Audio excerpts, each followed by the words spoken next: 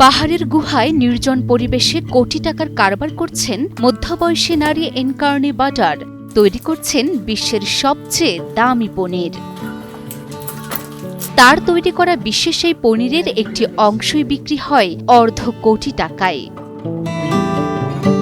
এনকার্নি বাটারের তৈরি করা পনিরের ৫ কেজির একটি খণ্ডই বিক্রি হয় ৫১ লাখ টাকায়, যার স্বাদে অবাক পুরো বিশ্ববাসী। এছাড়াও এই পনির এত মূল্যবান ও বিরল যে বিশ্বের সবচেয়ে দামি পনির হিসেবে একটি জায়গা করে নিয়েছে গিনেস বুক অফ ওয়ার্ল্ড রেকর্ডসে। এখন এটি বিশ্বের সবচেয়ে দামি পনির, কারণ এটি গিনেস রেকর্ডে স্থান পেয়েছে এবং এটি ব্যয়বহুল।